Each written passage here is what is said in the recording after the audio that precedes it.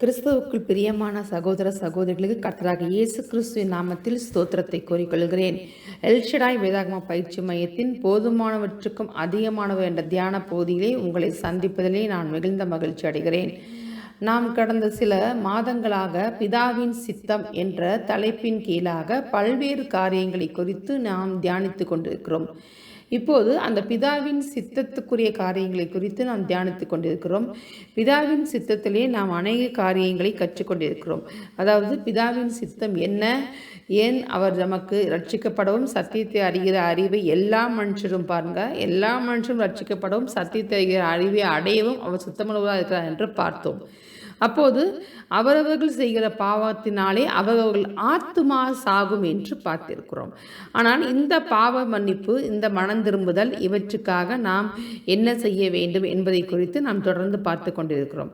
அதிலே ஏன் தேவன் அதாவது எல்லா மனுஷரும் ரட்சிக்கப்பட வேண்டும் என்று ஏன் விரும்புகிறார் என்பதை நாம் யோவான் 3ஆம் அதிகாரம் 15-17 இப்படி சொல்லப்பட்டிருக்கிறது பாருங்கள்.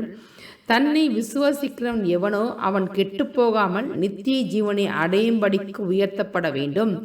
தேவன் தம்முடைய ஒரே பேரான குமாரனை விசுவாசிக்கிறவன் எவனோ அவன் கெட்டு போகாமல் நித்திய ஜீவனை அடையும்படிக்கு அவரை தந்தருளி இவ்வளவாய் உலகத்தில் அன்பு கூர்ந்தார். உலகத்தை ஆக்கினைக்குள்ளாக தீர்க்கும்படி தேவன் தம்முடைய குமாரனை உலகத்தில் அனுப்பாமல் அவராலே உலகம் ரட்சிக்கப்படுவதற்காகவே அவரை அனுப்பினார். பாருங்க, இதிலிருந்து ஒரு காரியம் என்ன என்றால், இயேசு கிறிஸ்துவின் வருகை உலகத்தின் ரட்சிப்புக்காகத்தான். பாருங்கள், எந்த ஒரு குழந்தையும் பிறக்கும் போது அந்த குழந்தை என்னவாக வர வேண்டும் என்பது யாராலும் சொல்ல முடியாது. தாய் தகப்பன் விருப்பம் வேறமாக இருக்கலாம். பிள்ளைகளுடைய வளர்ப்பிலே பிள்ளைகளுடைய வளர்ந்த விதத்திலே அது என்ன ஆக வேண்டும் என்று தீர்மானிக்கிறதோ அதைத்தான் அந்த பிள்ளை செய்யும். அந்த பிள்ளையை பெற்றோர்களும் அந்த பிள்ளையோட விருப்பத்திற்கு. ஆனால் மாறாக இங்கே ஒரு குழந்தை பிறப்பும் போதே பிறக்கிற அந்த குழந்தை பரிசுத்தமுள்ள குழந்தை என்று உங்கள் எல்லோருக்கும் தெரியும். ஆனால் அந்த குழந்தையின் பிறப்பு எதற்காக என்பது பார்த்தீர்கள் என்றால், அவராலே உலகம் ரட்சிக்கப்படுவதற்காகவே அவரை அனுப்பினார் என்று சொல்கிறது. அப்போ அனுப்பினது யாரு? பிதா. பாருங்க, பிதாவின் சித்தத்திலே மிக மிக ஒரு மையக்கல். அதான் நான் முன்னாடியே சொல்லிட்டேன். பிதாவின் சித்தம் என்னன்னா, எல்லா மனுஷரும் ரட்சிக்கப்பட வேண்டும் என்று தான். அந்த ரட்சிப்புக்காக பாருங்க, அவராலே உலகம் ரட்சிக்கப்படுவதற்காகவே அவரை அனுப்பினார் என்று பார்க்கிறோம். அப்போ சித்தம் பாருங்க, தன்னுடைய ஒரே பேரான குமாரனை அவர் எதற்காக அனுப்பினார் பாருங்க, இந்த உலகம் ரட்சிக்கப்படுவதற்காகவே. ஆக்கினைக்குள்ளாக அல்லங்க. நம்ம என்னதான் பாவம் செஞ்சாலும், நம்ம என்னதான் துன்மார்க்கமாக வாழ்ந்தாலும் நாமும் ஒரு நாள் மனம் திரும்புவோம் என்று தான் அவர் எதிர்பார்த்து கொண்டு இருக்கிறார்.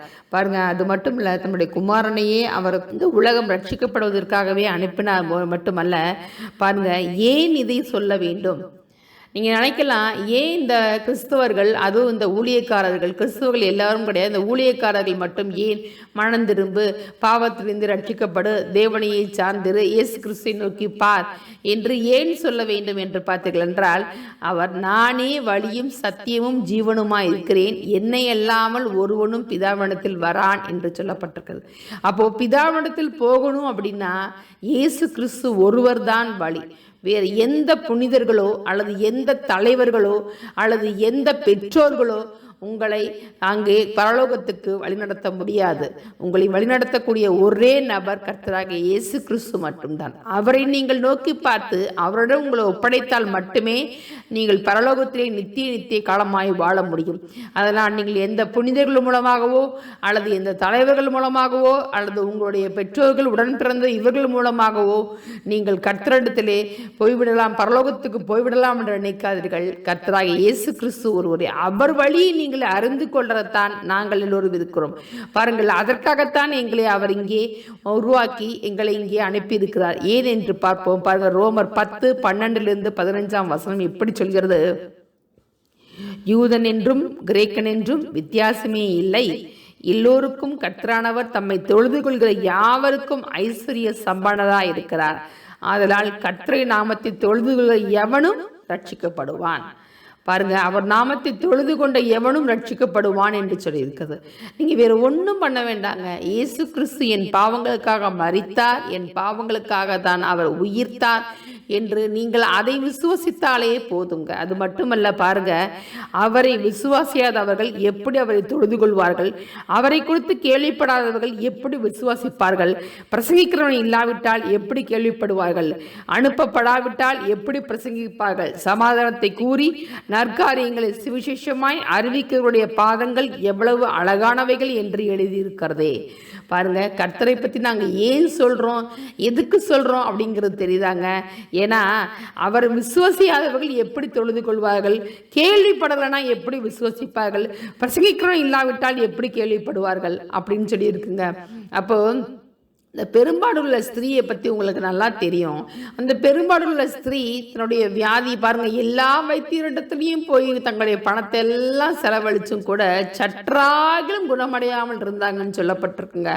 அது மட்டுமல்ல, அவள் எப்படி கேள்விப்பட்டால் பாருங்க, கர்த்தர் எனக்கு சுகம் தருவார் என்று அவரை குறித்து அவர் கேள்விப்பட்டு தான் வஸ்திரத்தை ஓரத்தை தொட்டாகிலும் நான் சுகம் பெறுவேன் என்று அவள் தன் உள்ளத்திலே சொல்லிக்கொண்டே போய்தாங்க அந்த விசுவாசத்தோடு கூட தாங்க அந்த சுகத்தை பெற்றுக்கொண்டார்.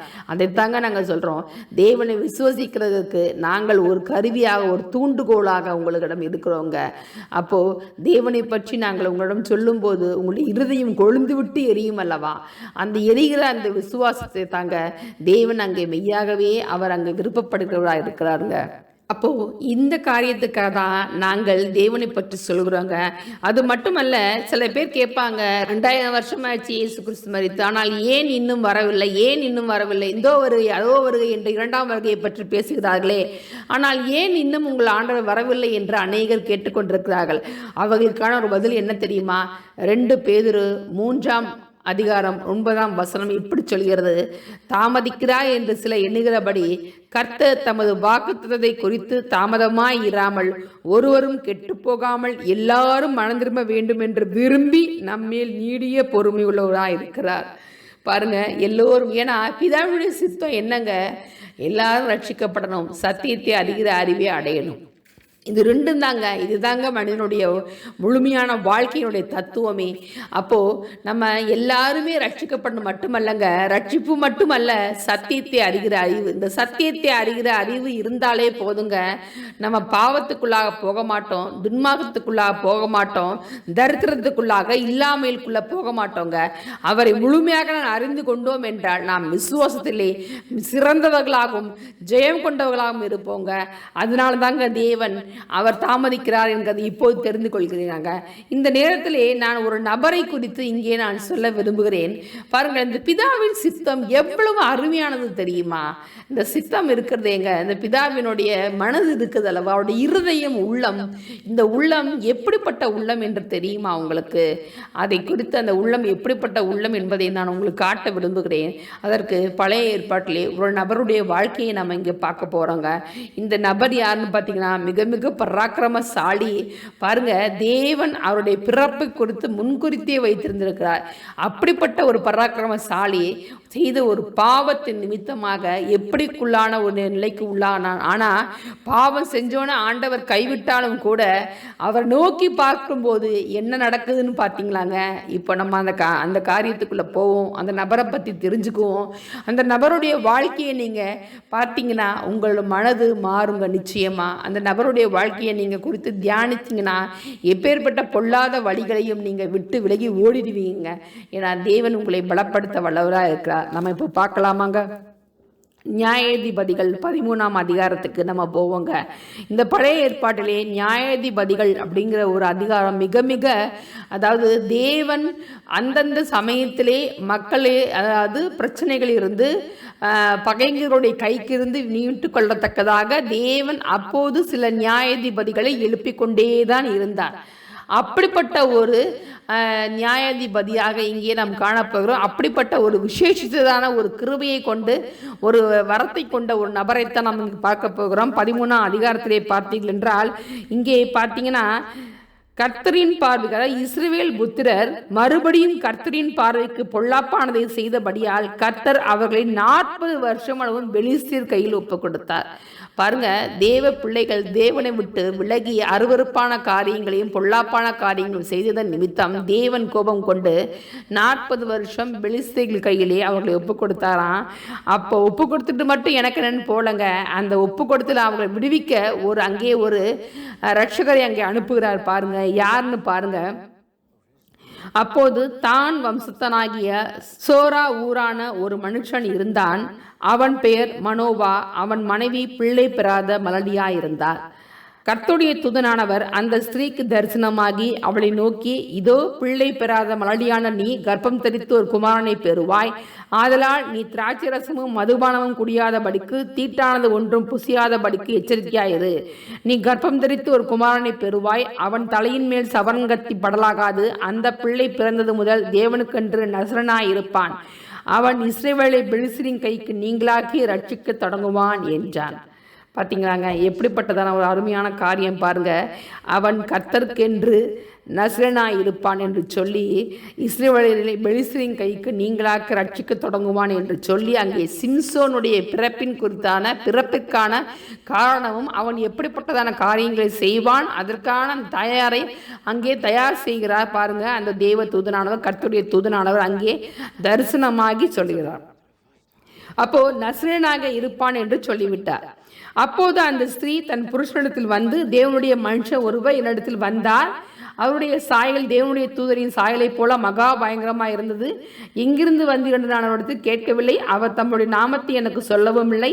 அவர் என்னை நோக்கி, இதோ நீ கர்ப்பம் தரித்து ஒரு குமாரனை பெறுவாய். ஆதலால் நீ திராட்சரசமும் மதுபானமும் குடியாமலும் தீட்டானது ஒன்றும் புசியாமலும் இரு. அந்த பிள்ளை பிறந்தது முதல் தன் மரணநாள் மட்டும் தேவனுக்கென்று நசரனாய் இருப்பான் என்று சொன்னார் என்றார். பாருங்க, சிம்சோனுடைய பிறப்பு என்னன்னா, மரணம் அடையும் வரைக்கும் தேவனுக்கென்று நசரனாக இருக்க வேண்டும் என்று தான் சொல்லப்பட்டிருக்கிறது. அப்போ உடனே அந்த மனோவா என்ன பண்ணுறாருன்னு பார்த்தீங்கன்னா, உடனே விண்ணப்பம் பண்ணுறாரு. ஒரு விஷயம் நீங்கள் எங்கள்கிட்ட வாங்கன்னு சொல்கிறாரு. மறுபடியும் அந்த தூதனானவர் வந்து அதே மாதிரி அந்த தரிசனமான காரியத்தை சொல்கிறாரு என்று நீங்கள் தொடர்ந்து அந்த 13ஆம் அதிகாரத்தை படித்து பார்த்தீர்கள் என்றால் தெரியும். பாருங்கள், அதிலே சொல்லப்பட்ட காரியங்கள் பாருங்கள். அந்த 13ஆம் வசனத்தையும் 14ஆம் வசனத்தையும் பார்த்தீங்கன்னா, கர்த்தருடைய தூதனானவர் மனோவாயை நோக்கி, நான் ஸ்திரீயோடு சொன்ன யாவற்றுக்கும் அவள் எச்சரிக்கையாக இருந்து திராட்சை செடியிலே உண்டாகிறது என்றும் சாப்பிடாமலும் திராட்சை ரசமும் மதுபானமும் குடியாமலும் தீட்டானது ஒன்றும் புசியாமலும் நான் அவளுக்கு கட்டளையிட்டதெல்லாம் கை கொள்ள கடவுள் என்றார். அப்போ ஒரு குழந்தை பிறக்க முன்பதாகவே அந்த குழந்தைக்காக அந்த தாய் தன்னை எப்படியெல்லாம் பக்குவப்படுத்த வேண்டும், அந்த குழந்தைகளோட பிறப்பிற்கான காரணம் என்ன என்பதை குறித்தும் கூட தேவன் அங்கே வெளிப்படையாகவே தன்னுடைய தூதன் மூலமாக சொல்லி இருக்கிறார். இன்று நாம் அங்கே தொடர்ந்து பார்த்தீர்கள் என்றால் பாருங்க, இந்த 13ஆம் அதிகாரம் தொடர்ந்து பார்த்தீர்கள் என்றால் இதப்பட்ட காரியங்களை நீங்கள் நன்றாக புரிந்து கொள்ளலாம். நீங்கள் பழைய ஏற்பாடு நான் மழைச்செடி விட்டேன், நீங்கள் ஒரு வேதாகமத்தை வாங்கி வைத்து நீங்கள் ஓய்வு நேரத்திலே இவற்றுக்கான தொடர்ச்சிகளை இவற்றுக்கான காரியங்கள் சிலவற்றை நீங்கள் வேதாகமத்திலே படித்து பார்த்தீர்கள் என்றால் தான் உங்களுக்கு புரியும். அதிலே பாருங்கள், 17ஆம் 18ஆம் வசனம் சொல்கிறது, அப்போது மனோவா கர்த்தருடைய தூதனை நோக்கி, நீ சொன்ன காரியம் நிறைவேறும் போது நாங்கள் உம்மை கனம் பண்ணும்படி உம்முடைய நாமம் என்ன என்று கேட்டான். அதற்கு கர்த்தருடைய தூதனானவர், என் நாமம் என்ன என்று நீ கேட்க வேண்டியது என்ன, அது அதிசயம் என்றார். பாருங்க, இப்படியாக அவர்கள் அங்கே உரையாடி கொண்டிருக்கிறது என்று பார்க்கிறோம். பின்பாக அந்த ஸ்திரீயானவள் கர்ப்பம் தரித்தாள் என்று 24ஆம் வசனம் சொல்கிறது. அந்த ஸ்திரீ ஒரு குமாரனை பெற்று அவனுக்கு சிம்சோன் என்று பெயரிட்டார். அந்த பிள்ளை வளர்ந்தார், கர்த்தர் அவனை ஆசீர்வதித்தார் என்று இந்த காரியத்தை குறித்து நாம் இங்கே பார்க்கிறோம். பாருங்கள், கர்த்தருடைய ஆவியானவர் அவனை ஏவத் தொடங்கினார் என்று 25ஆம் வசனத்தில் சொல்லப்பட்டிருக்கிறது. 14ஆம் அதிகாரத்தை நீங்கள் பார்த்தீர்கள் என்றால், சிம்சோன் ஒரு இடத்துக்கு போய் பெலிஸ்தரின் குமாரத்திலே ஒரு பெண்ணை கண்டு அங்கே வந்து தன்னுடைய தாயார் இடத்திலே அவளை எனக்கு பெண் கொள்ள வேண்டும் என்று சொல்லி திருமணம் செய்து கொள்ள வேண்டும் என்று சொல்லி அங்கே சொல்லப்படுகிறார்கள். பாருங்கள், அந்த அதிகாரம் 14ஆம் அதிகாரத்தை பார்த்தீர்கள் என்றால் அங்கே சிம்சோன் சொன்ன காரியம் என்ன, 3ஆம் வசனத்திலே பார்த்தீர்கள் என்றால், சிம்சோன் தன் தகப்பனை நோக்கி, அவள் என் கண்ணுக்கு பிரியமானவள், அவளையே எனக்கு கொள்ள வேண்டும் என்றார். பாருங்க, இந்த பெலிஸ்தரின் குமாரத்தியை ஒருத்தியைத்தான் அவன் சிம்சோன் பார்த்து, எனக்கு அவள் பிரியமாக இருக்கிறார், நீங்கள் எனக்கு அவளை பெண் கொள்ள வேண்டும் என்று சொல்லி இப்படியே அவர்கள் அந்த பெண்ணை பார்க்கறதுக்காக அந்த திம்னாத்து என்ற அந்த இடத்துக்கு புறப்பட்டு போகிறார்கள். அப்படி புறப்பட்டு போகிற இடத்திலே திராட்சை தோட்டங்கள் இருக்கும்போது அங்கே ஒரு பாலசிங்கம் ஒன்று அவனுக்கு எதிராக வருகிறது. 5ஆம் வசனம் இப்படி சொல்கிறது. அப்போது 6ஆம் வசனம் பாருங்கள். கர்த்தருடைய ஆவி அவன் மேல் பலமாய் இறங்கினால் அவன் தன் கையில் ஒன்றும் இல்லாதிருந்தும் அதை ஒரு ஆட்டுக்குட்டி கிழித்து போடுகிறது போல கிழித்து போட்டான். ஆனாலும் தான் செய்ததை அவன் தன் தாய் தகப்பனுக்கு அறிவிக்கவில்லை. I met a girl. I want to marry her. Oh, what's her name? Her name is Taryn. From our village? No, she is from Timnah. A Hebrew girl in Timnah? Who's her father? His name is Ahar. He is a prisoner of the crown. You couldn't find a suitable bride in our own tribe?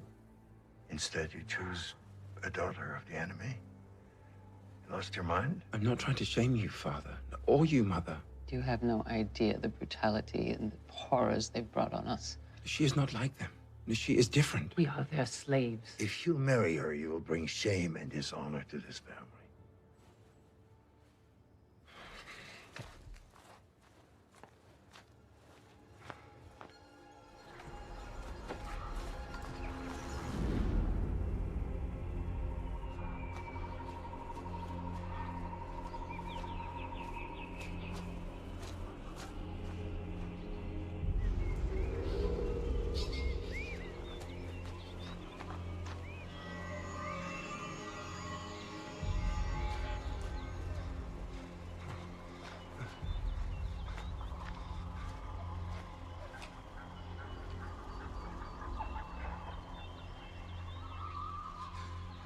What do you want from me? Am I called to lead your people? Then show me a sign.